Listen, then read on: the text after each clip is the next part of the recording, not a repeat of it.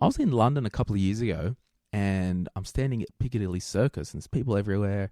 I'm like, this is interesting. I'm the envy of my friends, work when I want, travel all over the world. But I'm not really happy. That was one time, and there was another time where I got like a $60,000 commission payment. And that same day, I visited someone who was dying.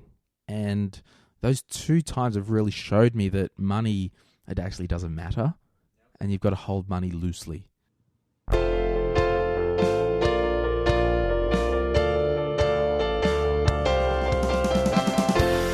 This is the Personal Finance Show.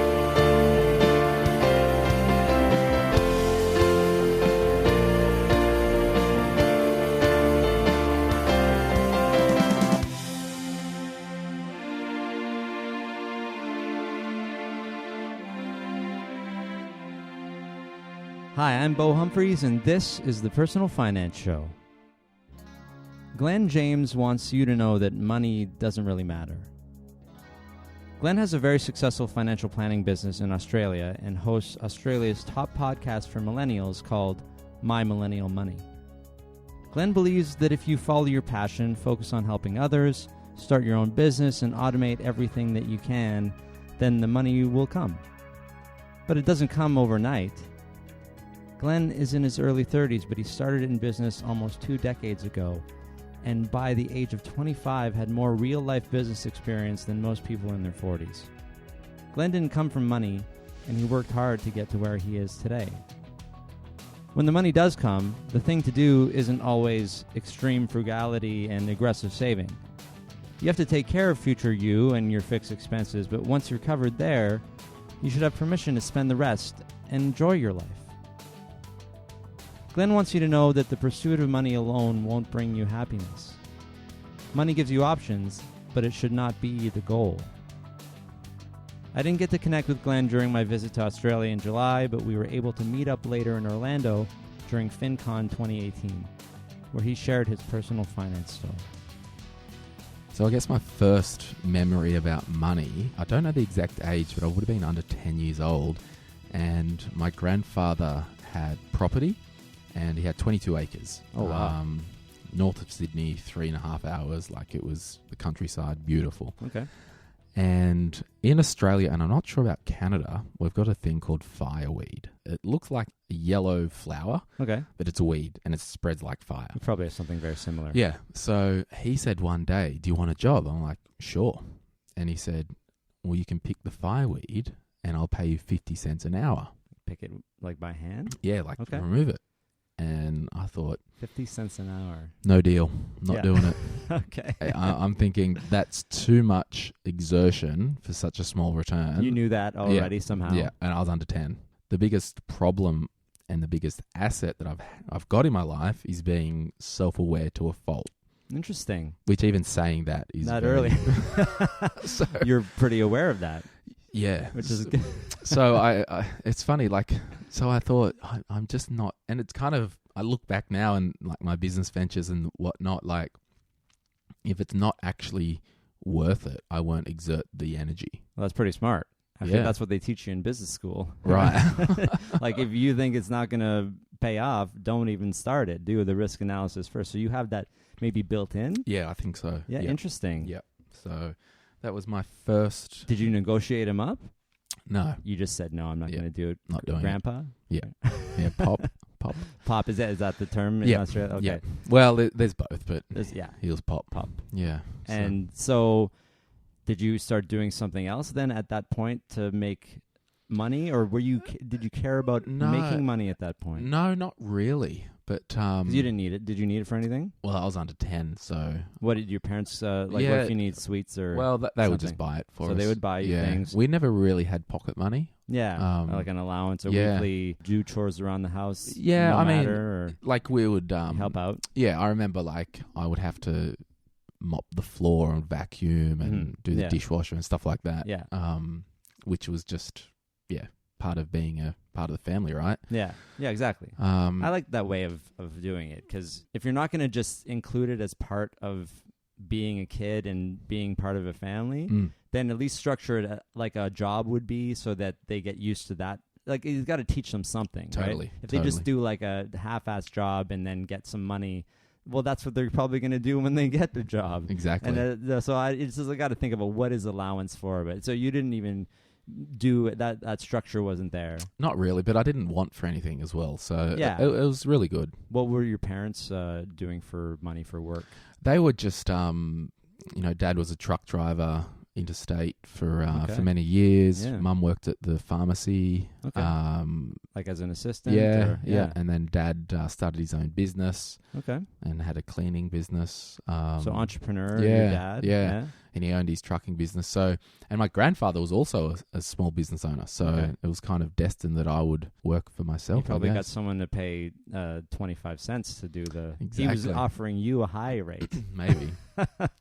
So, but who knows? He might have been prepared to negotiate to That's $2 an hour. but Yeah, no, he's I'm just like, starting low. Based on that spirit of Yeah. negotiation, I don't want anything to I do don't with like you. the way you started, Pop. That's this first offer is insulting to me. Exactly.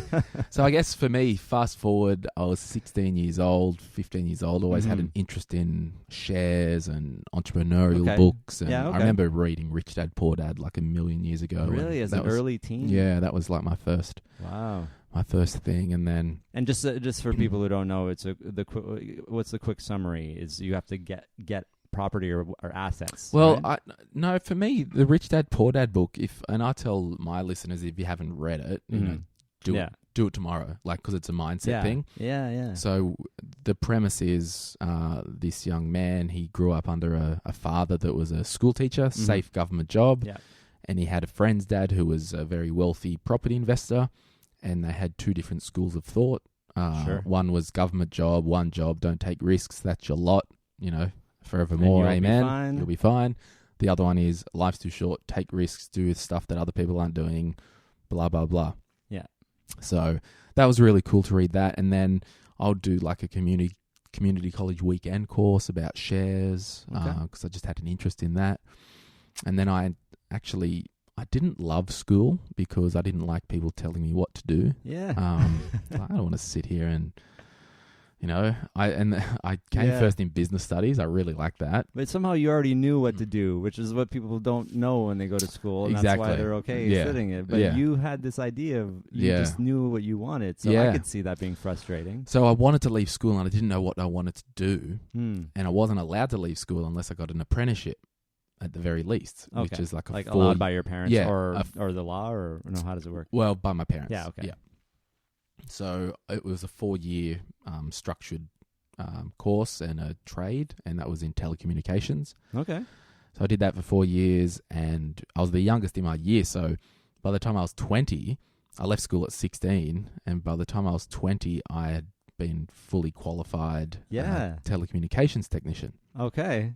And I Without knew, like this is like going to school, but you didn't have So- to go to a college or well, you university. did the college one day a week. Okay, yeah. So So it was a part technical of it. college, Yeah. and then the 4 days was on the job. So what exactly were you qualified to do then? So like, see this Cisco phone system here? Yeah. So like Program like a them, landline. install them, do Yeah. the big commercial systems. Okay.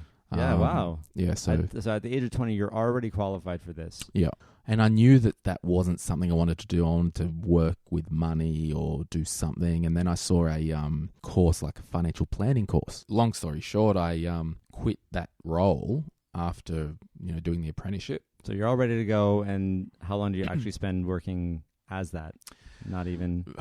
I did it for basically 4 years, the apprenticeship, and a couple of months after the apprenticeship Okay. finished. So you did what you had to do. Yeah, and then I knew it wasn't for me. Yeah. Well, that's what you got to do But sometimes. conversely, Yeah. I believe nothing is wasted. No. And I agree the with you. skills that I learned Yes. then, I apply to my life today. Sure. The forward thinking, strategic thinking, Yeah. critical thinking, problem solving, dealing with people. You can always take something, Absolutely. even just one little thing, but you got a lot of things. That was Totally. I'm sure it taught you everything. Totally. You just have to have an open I mind. mean, I was a 16-year-old apprentice going into offices, communicating with people. Oh, yeah. So, That's totally valuable. yeah, totally. Priceless even. Yeah, okay. I started studying financial planning correspondence, Mm-hmm. and I tried to get a job in financial planning, in finance. Sure. And I think I went for like 5 or 6 interviews and I couldn't get a job.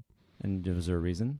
Not sure. Availability, I just maybe wasn't qualified. Yeah, all that, just couldn't get a job. Sure. And I was ready to go back to telecommunications. It was like, and then I went to one recruiter. I remember at the very end of it, I'm like, this is the last time I'm going to a recruiter. Went to a recruiter for this admin job, and they said, oh, we're really sorry.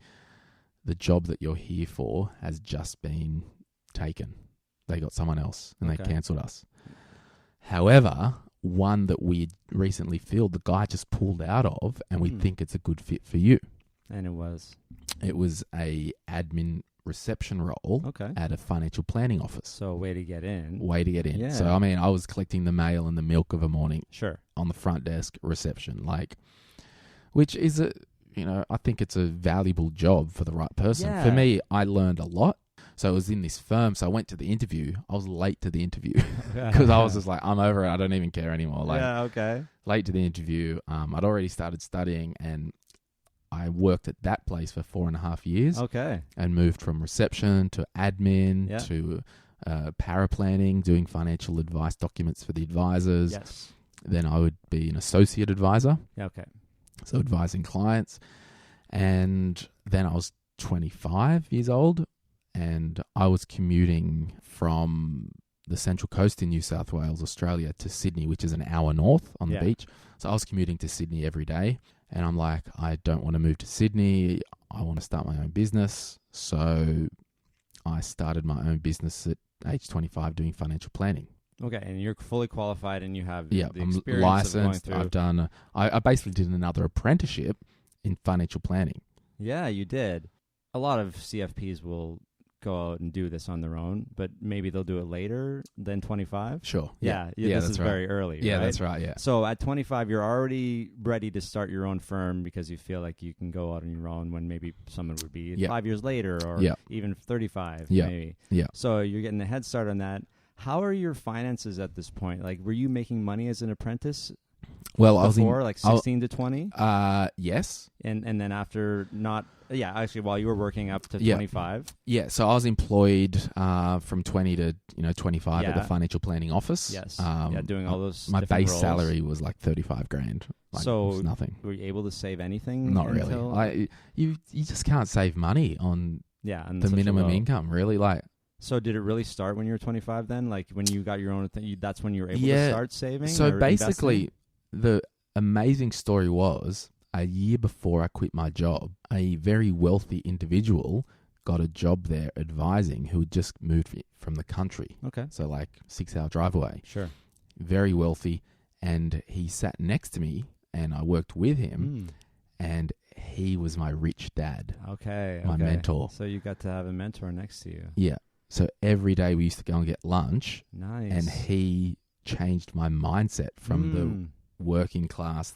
Like my dad had his own business, but he just owned his job, right? Sure. But this guy full on mentored me to change my mindset. The wealth creation mindset. Totally. Yeah. But anything's possible mindset. Yeah, that too. Yeah. Like you do what you want.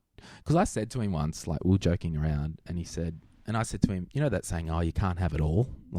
He's like, why not? Why not? Yeah. I like to say that. Yeah. It's power of positive thinking as well. And sometimes it might sound unrealistic, but I still believe you should say things like that. Totally. I want to do that. Maybe you're not being realistic in every point, but if you say I can't do it, then that will come true. Right? Totally. So he changed that mindset for you. Absolutely. And did that give you sort of the motivation to go out on your own? Was that just at the tail end of... That was like a year before I quit. Sure. And then he was departing to do another role, and we kind of had a joke with each other like, oh, the first one to leave wins. And really amazing, we left within a day of each other. He retired. No, he was only in his 40s. So he just stepping stone. I thought maybe he was at the end because that's why he was so wealthy, but he just did well in his previously, the last 10, 15 years. Yeah, because he had a farm and he sold that, and so he was worth many millions. Yeah. And what did he go and do? Just a sidebar he did other advising, and then he landed a national role for a big firm. Now he's doing his own venture capital stuff. And the cool thing was, he actually, because I said, I've got no money. Like, how can I do this? Yeah. Like, and he goes, well, I'm going to write you a check. And he said, I'm never going to ask for it back. If you want to pay it back, it can be in a week, 10 weeks, 10 years, whatever, but I'll never ask you for it. Yeah. There you go. Go start your business. And so that you were his first venture capital. Well, I think it Sort was just someone It was who a gift. believed in me. Yeah, it was a gift. And Can you tell me how much it is, or is that? I would prefer not. Okay, yeah, that's fine. But it was significant. Yeah. Like, even if it was $500, Sure. it would have been Something to give you. but it wasn't the money. Confidence. It was someone actually believes that I can do this. Yeah. Yeah, it doesn't really matter how No. much, right? Yeah. If we know how much it is, it might skew our view of this act. Yeah. Giving you the. It was under power. $10,000. Yeah. Like, okay. it wasn't a lot of Okay, money. Yeah. But you're just like, wow, I can do this. Yeah. So Hmm. before I started my business, I basically spent the months before marketing and contacting people that could send me clients. Okay, yeah. So Is that okay to do? I guess Like, if do what I want, in right? In hindsight, though? Yeah, I didn't mind. I mean, I took a couple of sick days and Okay, yeah. went and talked to other businesses and said, hey, I'm starting I now focused on insurance first, like Okay. life insurance, Yeah. income insurance, because I started approaching mortgage brokers for them to refer me clients. Mhm. Because if I couldn't get clients, I couldn't make money. No. And so I spent I think in my first year of business, I met with 42 businesses in my area Yeah. to refer me clients. And why would they choose you? Well, and that was it. I said, look, I'm good at what I do. I'll hero you. I'll keep you in the loop, and it's more of a value proposition for you to look after your client by ensuring that your customer has the right insurance. Yeah. And I won't farm them out to any other brokers, blah, blah, blah. Okay. So I guess it was funny. The first financial year, because I did a bit of a business plan because I needed a license in Australia. And the company I was licensed through, who I still am today, at the time, the financial planning license cost $26,000 a year. Wow. And they gave me 6-month fee free. Okay. Is that common or? It can be, yeah. Yeah. So they said, we're not giving you a license unless you prove that you can do this. So we need a business plan. Something detailed. Yeah. So I basically projected, I want to generate in the first year, I think I said like $90,000. Okay. Or $100,000, 97, I think it was. Like in your first year of business. The first financial year. It sounds reaching. Was it far reaching? It was doable, I thought. Okay. And after the first year, I basically did it. Okay. It's almost more than doubled my income that I was earning Yeah. before. How did you do it? Before I left my business, the company that I worked for, the guy who trained me, he said, just remember 2 things. Look after people and don't chase the dollars. Okay, yeah. So I just set out to help people. So the more people you help, the better you'll do. Yeah, I agree with it. Yeah. Like, people like to think that it doesn't always work, or does it always work in your experience? I think in the long run it will. Yeah. So you've just got to play a long game. Yeah, that's right. People want it to happen right away. I think that's probably the biggest fallacy, right? Yeah, Is that so instant returns. Totally. So everything I do in my life, I do it for the Glen in 5 years, for the Glen at age 65. Nice. So like at the moment, we've got superannuation in Australia. You can put up to $25,000 a year into that retirement savings account. I cap mine out every year. Okay. And people go, you're so young. Why are you putting 25 grand away? Yeah. And I'm like, bitch, can I say that on here? Yeah, you can say whatever you like. I'm like, because I'm a spender. Yeah, I'm like, if it doesn't get locked away, put it away. I'm going to spend it. Like, I'm doing it to protect the Glen James. Well, that's what a lot in of people... 40 years' time. People, like, so we have RSPs, which is very similar to supers. It's locked away. Yeah, you pay a penalty if you take it out. You can for certain reasons. We can't even take it out till preservation at age 60. So that's more like a locked-in retirement account. So Absolutely. Which we have, it's closer to like a pension sort of Sure. deal. You could take it out like if you're at poverty level for a couple of years, or if you have some kind of medical Yeah, thing. we get all that You crap. have there's reasons, but it's basically locked away. It's locked away, yeah. People also look, though, at property in that way, too. Would you say the same thing? Like, is it a forced savings to pay a mortgage? I think so. I mean, I've got my main house that I live in with a mortgage. I've got an investment property with a mortgage, and I've got a third property which will be completed next year, Okay. which will have a mortgage as well. And you would spend that money. Yeah, You didn't but have mortgages. so the big thing in Australia with wealth creation was interest only on investment loans. Okay. So you just pay the interest, you don't pay the capital down, and then in the future, hopefully, the capital value will increase, and Yeah. then inflation will help pay the debt off. Blah For blah how blah. long? Like 20 years, whatever. it's always interest only. Yeah, well, you've got to refinance it after 5 years, Sure. Okay. but all my loans are now principal and interest Yeah. because it's forced savings. I'm paying Yeah. down debt. I'm buying an income stream for the Glen James in 30 years. Well, how do you feel about debt? I don't love it. I mean, I don't have any consumer debt. Yeah. That was different than leverage Yeah, debt, I mean, like a mortgage. I'm a big fan of Dave Ramsey in America, Mm. but it's not possible in Australia to buy property without debt. No, where can you buy like maybe here in Florida? Yeah. Because it's like $100,000 Yeah. property. Yeah, I mean, my first investment property was $450,000. Yeah. I mean, no one's Who's gonna saving that. No one is. Even if you started early like you did, or you like people can do it if they get, say, gifts or from parents, or if you have an early inheritance somehow. But yeah, even that Totally. much cash, it's not possible. And Totally. Dave And- Ramsey thinks that it's possible. Well, in America, and it might be in America, Mm-hmm. you know, if I lived here, I probably would do property his way Hmm. because I just don't like debt. So save up all the money you need. That's Yeah. what he says, Yeah. basically. And it might be a longer game. But you've just got to remember, he Hmm. hasn't made money from investing. He's made money from telling people how to pay off debt. Yeah. And I really Interesting. respect him, and I would take his advice all day long. Yeah. But in Australia, it is not possible to buy property without gearing. Yeah. And maybe in parts of Canada, like parts of the States too, Yeah. but not where I'm from and not where you're from Yeah. in terms of areas. But yeah, like consumer debt, I don't have, like, I use credit cards while I'm, overseas, got my Amex, so I don't pay the international fee. And if a car gets Yeah. stolen, like, Convenience. it's easier. But Yeah. day to day, I use Visa debit. I don't chase points. No, okay. I don't buy lounges on, So not even reward cards for that. No. Even if you're going to pay it off. Yeah, Are you I at don't- risk? Do you feel like you're at risk if you use credit in that way? Yeah, my personality is. Sure. So what I do when I teach, because I've got an online course that I made because I was sick of telling people how to Yeah. manage their money. Sure. What I do is I've got an account that's with one bank, and the only app that is on my phone is that bank, Okay. and the only card that's in my wallet or the only Apple Pay on my phone Yeah. is that card. Okay. Now, I call that my blow account, Yeah. Okay. and I put $600 a week Yeah. into that blow account, Okay. and I don't have to use my brain. I can just blow that money. Okay. Food, entertainment, going out, anything, don't use my brain for, and I do that weekly.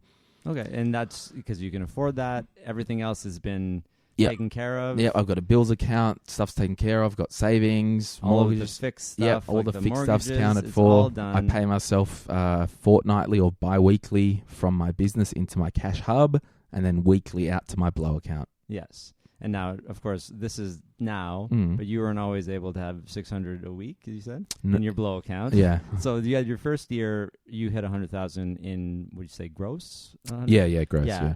And so, where did it go from there? Like, did you just keep In the you maintain business? that? Yeah. Yeah, like- so the business, I run it pretty lean. It's up to about 500 turnover at the moment, but I don't have real data for this financial year because I had a lot of staff, and I've just got. we don't have to get into those Yeah, details. yeah. I mean, if you So whatever you're comfortable or know, I don't care. Like, know about. no one I know is listening, but I take home about 200K a year, Yeah, so 200K a year, take home, and like the car expenses and all that. A lot of the expenses are in the business anyway, so grossed up, it might be. It's probably over 200. I don't know. and then so maybe that started after by Probably. how old are you now?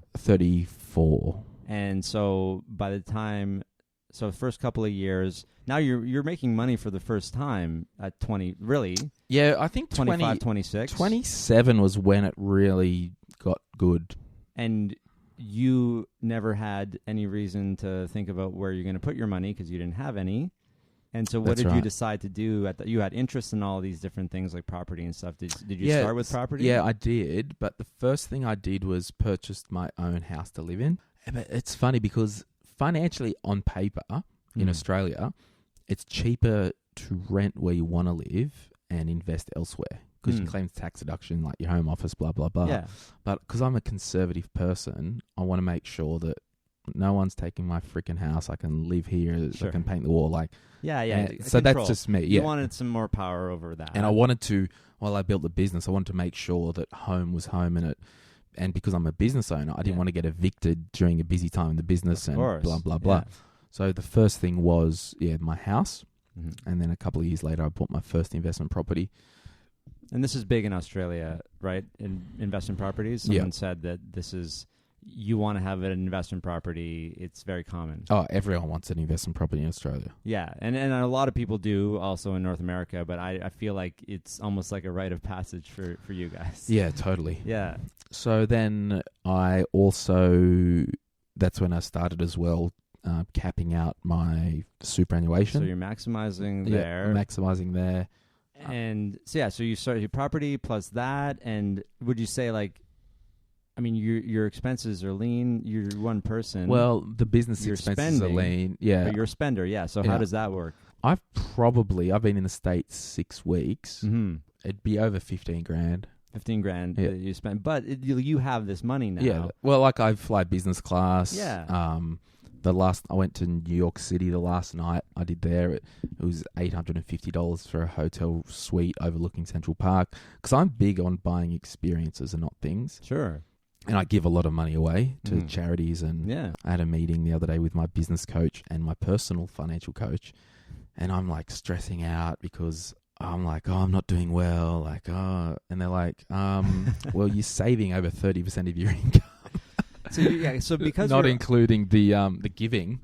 So you're already saving, meaning the investment properties and maxing out super. Is maxing that part out of it? super, the investment properties. So you're doing, and I've got an investment account, like a managed fund, Sure. mutual fund account. Yeah. It's an investment bond. Okay. So I put money in there every month. So in Australia, and probably in America, it's like a lot of money guys are like, I'm property only, equities is crap, or I'm equities only, property's crap. I'm just like, do both. Yeah, just spread it around. Yeah. It's another way to diversify. Yeah. And everyone's all about doing all these niche things. But you're only let's just reference the 15 grand. You're doing this after everything is covered. Oh, absolutely. Right? And that's a good lesson. Everyone's at different income levels, but you call it your blow account because you can blow it because you're taking care of everything else. I'm not a fan of the FIRE movement. Sure. Okay, only because I can't be frugal. It's not in me. Extreme frugality or guerrilla frugality. Yeah, I just like my mentor said to me once, like Macca, who I referenced before, the millionaire guy. He's like, you can't give anything away because it always comes back. I mean, the other night, just a couple of nights ago, a heap of us went out for dinner, and I'm not big noting myself. I'm just I just grabbed the check for the table. Yeah, because you can afford it. Yeah, and what is better than experiencing life with friends and food? I mean, for my 33rd birthday, it was so funny. I because I never did an 18th birthday, a 21st, and they're big landmarks. You were working. Well, I just wasn't into that. Because I don't want to be the same. Anyway, I thought, you know what? I'm 33. I'm going to hire a place, and I think I invited 30 people. Sure. And it was a sit-down dinner, and my designer, we worked with the restaurant, and it was a cool bar, restaurant, food place. And because my dream, I remember when I was 20, I'm like, if I could go out for dinner and pay $300 for some people for dinner, that would be so cool to shout, my friends. Yeah. So anyway, we got the menu. My designer did up a menu that I chose the food from the restaurant. We did it in the same restaurant theme, and it said you only turn 33 once. Okay, yeah. And so I invited all my friends. We choose a 3-course meal, choose what you want. The bar was open. The bar girls, when I was organizing it, they're like, oh, do you want just wine and beer? I'm like, what do you mean? They're like, all spirits and cocktails. I'm like, no, I want it all. Everything. They're my friends. Don't want somebody to not have a White Russian because it's not on the That's right. on the menu. So we did my 33rd birthday I think when I walked out, the bill was $2,200 for the night, and I just covered it all for everyone. Yeah. And to me, that was the real gift. Like, that was amazing to experience life. See, that night may not have happened because some people there were uni students. They might not have been able to afford a really nice place. They wouldn't have been able to come, and because that happens because you started so young. People who are your age, a lot of them are just starting out. Totally. Friends of yours, right? Totally. So this all goes back because I like the you said like when I was 20. Like on the surface, it sounds like you might have come from money or something, right? But you just worked for 10 years before everyone was even doing anything. Yeah, totally. And it sounds really bizarre. So my financial planning business, most people in Australia get debt and buy businesses and buy clients and then start. Okay. But I started everything organically from scratch. Yeah. So I had no debt building my business. Sure. And now my business has a recurring income of about $350,000. Yeah. So that's why I don't need clients anymore. Okay. So you're good. Yeah. So I've leaned it up. So I want to take 200 home and not need to worry about new clients. So 34 years old now. Yeah. So how does someone do what Glen James did? Like, did they have to do that? Apprenticeship, you start early. Yeah, I think. Well, it's just I'll say I was at a cafe the other day, and there was a young girl who I know from. She's just finishing year 12, or she's just going into year 11 or something. Okay. And she works there, and I know her. And one of the other girls said to me, "Oh, Glenn, she's just about to drop out of economics. You're in money. What should she do?" Yeah. And I said, she should do what she wants. Yeah, that's right. I actually think if you're listening and you're in school and university isn't for you, go and follow your passion. As long as you don't get pregnant, get on drugs, or end up in jail, like, go to university when you're 25. Yeah. I didn't know what I wanted to do when I was 25. Sure. So get some experience. So how would you do what I did? You need to do something you're passionate about. Yeah. You've got to run your own business, unfortunately. Because I otherwise think you're capped for income. Income's capped. Yeah. You need systems and processes. So like my financial planning business last year when I was taking new clients, there was, say, 20 purple folders in my new clients. We could print a report and see where every single one was at in the process. So I had maximum efficiency in the business. Yeah, it's important for scale, which is what you did. You to start making 100,000 in your first year, you would had to. I'd had to have systems and processes. Yeah. And the thing is, it sounds weird, but I wanted to set up the business so each client I sat down with, they felt like they were my only client. Yeah, as they should. Yeah, but in the background, it was a sausage factory. However, wait.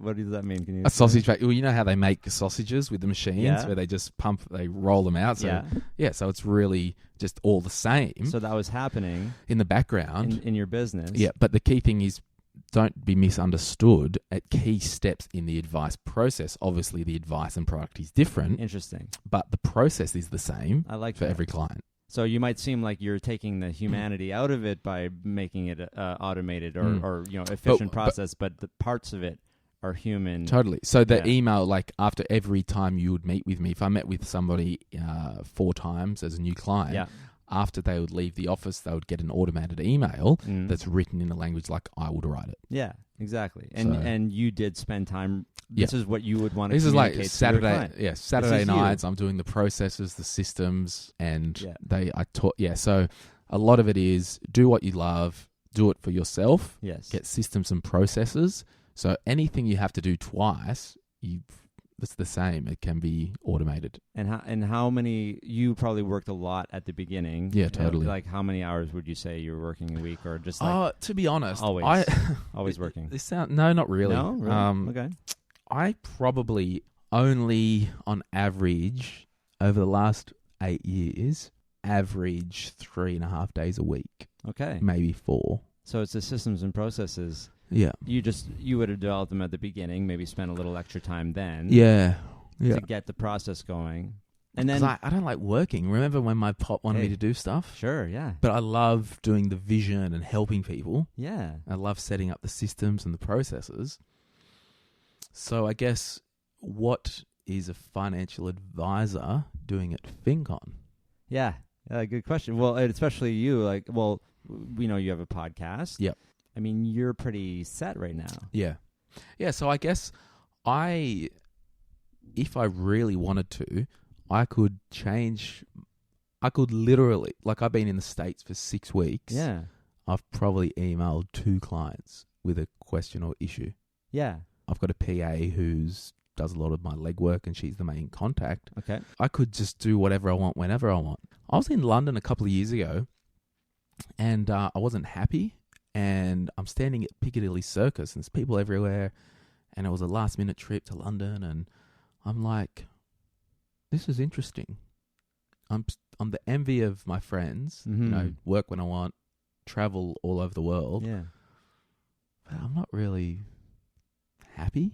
Sure. And to me, that was one time, and there was another time where I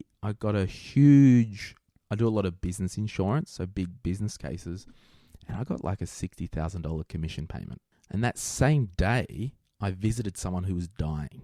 And those 2 times have really showed me that money, it actually doesn't matter. Yeah, okay. And you've got to hold money loosely. Yeah. Like, yes, I've got to provide for future Glenn, which I do. Mm-hmm. Yes, I've got to give charitably, which I probably give away 15% of my income to charities. And so a lot of my income goes to saving. All I do is give, save, spend. Yeah. That's all I do. But yeah, the money, you just got to hold it loosely. So you want to spread this message to people. Yeah. That's what you talk about on your podcast? So My Millennial Money, the podcast that I run, so I basically now work in the financial planning business only 2 days a week and not taking new clients. I'm literally just loving and looking after the clients that I've got and treating them well and over-servicing them and blah, blah, blah. But in Australia, there is a huge need for financial literacy for under 30s. Yes. It's harder over 30s because they're in habits and routines and behaviors. So I started a blog, sortyourmoneyout.com, and then I started a podcast 6 months ago, My Millennial Money, and it's basically infotainment. Okay. There's myself, John, who's a property investor, and then a friend, Erin, who's not in finance. And we talk about topical things just chat about it like friends. Yes. So it's engaging, and yeah, it's going really well in Australia. So what I do appealing now... to millennials. Totally. Right? Yeah. So off the back of that, I did a lot of, money and cash flow coaching because I hate budgets, right? Sure. Like, don't tell me I've got to log $4 on a coffee. You're a spender. I'm a spender. Yeah. So that's why I coach people with my course to do the blow account and have the systems and structures in place. Take care of the big stuff. Because the blow account, it's good for the spenders like me because it governs me. Mm-hmm. And at the end of every week, when there's $20 left, I feel poor. No, you do. Yeah. But that's good because the system's working, because that evening there's another $600 coming in. I like that it actually makes you feel restricted, even though I know. you have assets it's crazy. that you could get to. I know. That's kind of fascinating. I'm like, I drive a luxury car. I've got the nice watch and all that crap. But why do I feel broke? Oh, it's because my system's working. That's why. But for the savers, the blow account's good because it gives you permission to spend. I love that. People say a budget gives you permission too. Totally. So I'm big on the spending plan. Budget scares people because it feels restrictive. Even the word does. So my job is now to spending plan. I like educate people on how to structure their finances to empower them. You don't need debt for stuff. Save up, pay cash. If you've got to go on the secondhand website, go in the affluent suburbs, get stuff. I mean, when I moved out, I didn't buy a new fridge until last year. Yeah. I bought secondhand washer. I've only just started buying nice stuff for my house as it's going.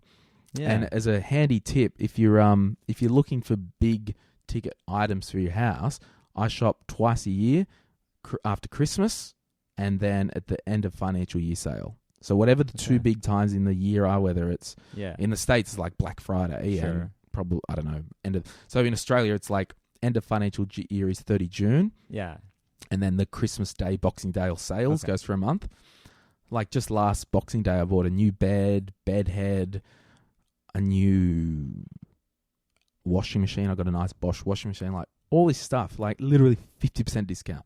So like this is a good lesson because everyone who's been listening to this knows that you could buy whatever you want at whatever price. Whenever I want it. Whenever you want, right? And it is really interesting and there are people who could and they do, and these people might have the same revenue as you, but they're in debt. Yes. And there's probably lots of them. Yeah.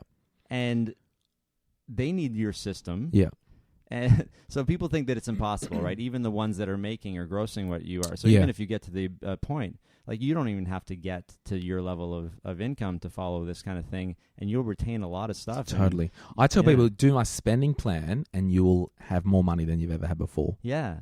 Like not everybody needs the blow account or whatever, but a lot of people do. And Exactly. Like there's so many different ways to look at this. And I'm big on, so even like if you needed a new fridge, right? Yeah. You would probably save money buying a secondhand one for $100 to get you through to Christmas, and then buy a brand new one that will last you the 8 years.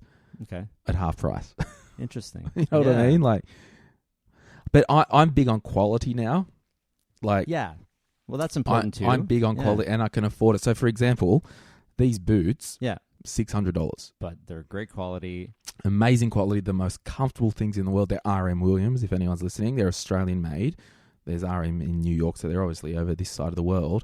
But they're amazing quality. I've got another pair that I recently got resold. It only was $180. Like, I'll keep these for over 10 years. And these are also, though, your reward. Exactly. Because, you know, again, if you're listening, you're doing tons of things to take care of you in the future. Totally. And because you came up with these systems and processes and you worked hard early on in your life to get to this point, it's the worst is when people do get to your level and then they're still holding on to all this money for free. I learned from somebody worth maybe 30 million sure that money just amplifies who you are. Okay. And what it does is it's just amplified my generosity. Yeah. And I can because I've always liked quality shoes, quality jeans, the watch. Like, this is, I saw this Omega. It's funny. I'm not going to promote this episode because I don't want to have my listeners. No, but no, it's a really good point. I guess like you didn't start this when you were 26. You didn't have these boots and watch and shoes. No. You work to get to a certain point, and why shouldn't you reward yourself? Whether it's with watches and boots or not, for me, it's not a consumerism thing. It's I like quality for the long term. Yeah. So this watch, I was in New York, and like you just got to shop for stuff. Like, this was $5,500 US. Wow. In Omega on Fifth Avenue, Sorry, right? That's blowing me away. Oh, is it? Yeah. Yeah. But I'm going somewhere with this. Yeah, like, of course. I got it online for $3.5 US. Okay. Yeah. Plus a bit of tax. But someone said to me, "Oh, do you only wear that on special occasions?" No, I'm enjoying this every day. Like, if you're going to make your money, I've enjoy worked, it. And it wasn't easy starting the business. I now don't care that I earn a lot of money because I sacrificed a lot. You weren't there at the nights where I'm up thinking when I'm going to get paid next in the early days. Like, literal, like, anxiety attacks almost. Yeah. Like, so now I'm like, well, I'm just give some, save some, spend some. You've got to be in balance. Yeah. But I was challenged by my business coach the other day. We did this thing where, so maybe draw a cross on a bit of paper. In the middle of the cross is 0, and the end points of the cross is 10. Okay. So you might write family, relationships, money, health. Sure. And you put a dot and rate them. Yeah. So my personal health or fitness was quite low. It was, eh? Okay. So looking at my personal spending plan, I'm like, well, I don't want to pay myself more out of the business because I'm not getting new revenue. Yeah. So I had to pull some back from my charitable giving and put into me and do Pilates now once a week. Yeah, because you won't be able to give if you're not around. Exactly. To give. So you got to, like you said, balance. Yeah. So I meet with my own money coach and business coach every 3 months, and we do accountability things, and they keep me on track. Like, because everybody needs coaches. That's right. Is that your belief? I'm a financial advisor. I coach people. Yeah. I'm still human. I still want to buy stuff. You still need some accountability. I said to them the other day, I think I need to put on a new staff member just to help. And they're like, no, you don't need to. Yeah. I'm like, okay, well, you just saved me 45 grand a year. Like, you know what I mean? Like, That's right. They're looking at it from the outside. exactly. You might get a little wrapped up in it. Totally. And what I tell clients, you're in your own echo chamber. Mhm. And if there's a couple, you're both in an echo chamber. Yes. You just need someone else outside to speak into that. And when did you start delegating to your, say, PA? Did you have one from the beginning? No, I did everything myself Yes. until I was running out of hours. But basically. even you were only working a couple of days a week back then too? I wasn't working full hour days. So yeah. Okay. But Because what I was doing was profitable because Yeah. it was lean and Yeah. So lean business. yeah, so I think I got a part-time PA in 2012 and then 13 she went full-time. Do you remember the motivation at the time to? I was it's sick just of too doing much paperwork. volume, I was or- sick of okay. paperwork, yeah. So you're It got to the point where I was starting to hate my job because I wasn't working in my skill set. Okay. Yeah. So we need to, like you said, self-awareness. We need to be aware. You know, you're standing there in Piccadilly Circus. You're not happy. And what did you do when you realized that? I just remember if there's any reason I'm in London, it's to find out that money doesn't make you happy. It was almost the point of going to, like, Yeah, this I'm is like, why I'm here to you know, realize this. spiritually or whatever it is. Yeah. Like, I had to do that Hmm. to get some good perspective. Yeah, I don't know. It was just a good realization that money isn't the answer. Yeah. It's a tool. I've got options. Money gives you options. Money gives you options, but like a lot of people in your position, they do make the pursuit of money Totally. their goal. Like, there's guys that I hang around with and at events, and they just want the big empire. Yeah. I'm like, can't be bothered. I mean, you earn 200 grand where I live in Australia. You do whatever you want. Yeah, how much money would you really need, right? Like, you're totally taking care of future you, and So, have you studied much of the FIRE stuff? Because it's only quite new in Australia. yeah, I'm not in detail, but it's the like, would I say I'm fired or whatever? I would say, because it's typically $1 million is the goal. Well, I've got that. Yeah, and because the 4% rule, say, applies, because then for the rest of your life you can live for 25 years or whatever it is. Right, I'm 40 totally grand. butchering this, Yeah, but yeah, that's the okay. idea, is that your money is going to make you enough money to live on. You don't have to work, Yeah, okay. even though you're still working. But that's a fallacy because Yeah. they all do side hustles anyway and generate well, money. that's it. They don't have to work. Right. But then they do, Yeah. right? So you're like, for I think a lot of situations, your basics are covered. Your worries are gone, I guess, Sure. right? But if you wanted extra things, like if you didn't want to live in an RV and travel around the United Yeah. States, then you have options to do it. But you know that you're going to be fine, and I think that's the idea. So Sure. for what you want, I would say you're fire, and I guess know? I've got the critical mass behind me, and I don't want to stop working. I need something to do. And you don't have to. Yeah. I think that's that's why there's so many different variations of the FIRE thing, and you know, like some people just say financially independent, Yep. because you're not actually retiring in any way, and I like that. I just like the idea of being financially independent, so that you don't have to work if you don't want to work, or you can work on your own terms. Like, we're all going to be doing some work, and it's going to generate some money at some Totally. point, and to not have to worry about whether that is going to be enough because you've already set the base.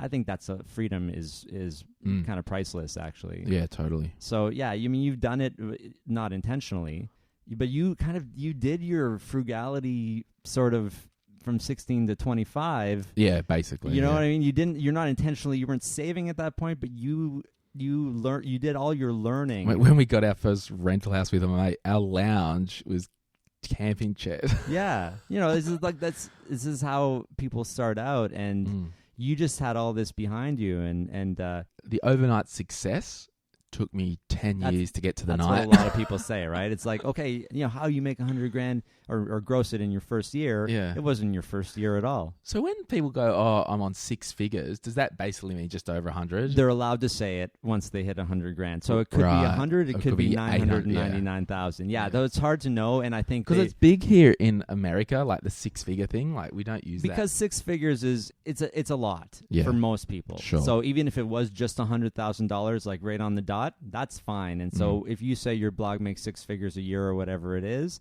that's something that is impressive to people. Well, that's my first goal with my online course and the blog and the podcast is to do 100K online. Yes. And why would you pick a money metric for that? Because of my personality, it is a measurable thing.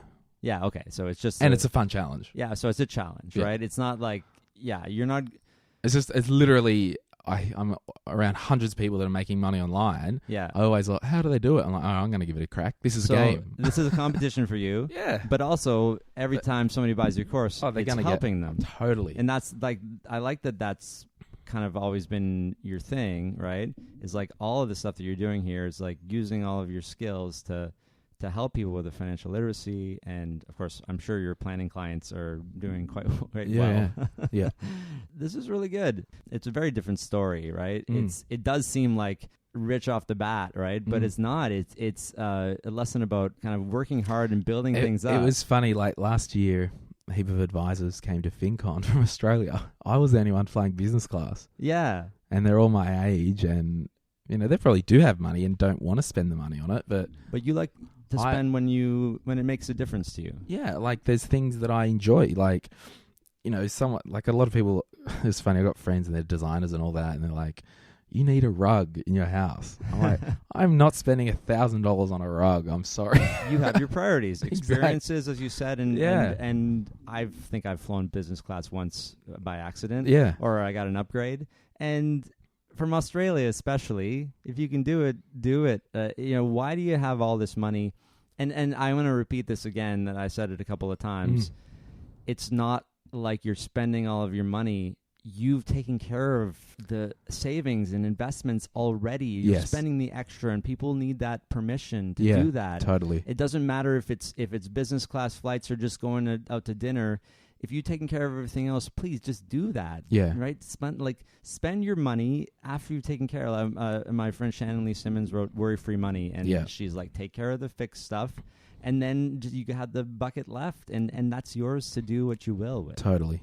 And so, this is all really good lessons. So your podcast name again? My Millennial Money. My Millennial Money, and it's focused on Australians, but not... Yeah, I mean, the concepts that we talk about cross any borders. I mean, we've got listeners in Canada, America, but if we talk a little bit, and we don't go technical, but if we talk about superannuation or insurance or health insurance, it's going to be Australia specific. But the messages are the same. Totally. Like I grew up, like Dave Ramsey's show got me through building my business from 2010 because I didn't have, and you had some books and maybe radio shows and stuff, but not the volume that there is in America. And of course, Canada's the same, right? I mean, the volume is not the same and things are slightly different, but the messages are all the same. Totally. And so, in the website? mymillennialmoney.com. Perfect. And so people can listen. You have a bunch of episodes, right? How many have you made? I think we've got 26 or 7 at the moment. Yeah, okay. Yeah. Yeah, so that's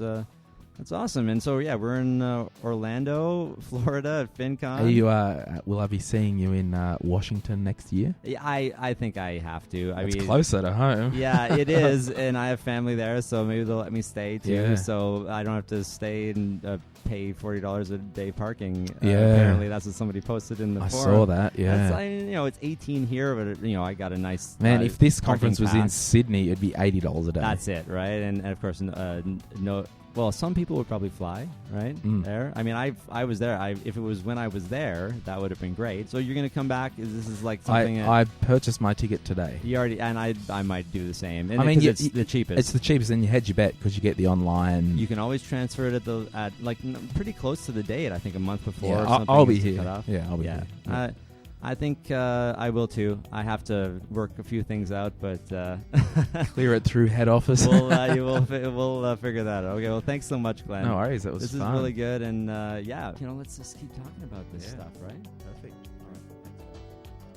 If you like this episode, please subscribe to the podcast on Apple Podcasts or wherever you get your podcasts. If you're already a subscriber, thank you so much. I'd love to get your feedback on this episode in my new Facebook group. To find the group, go to Facebook and search for The Personal Finance Show. Once you're approved, you'll be able to interact with me and previous guests of the show and other fans as well. Thanks so much for listening to this episode of the Personal Finance Show.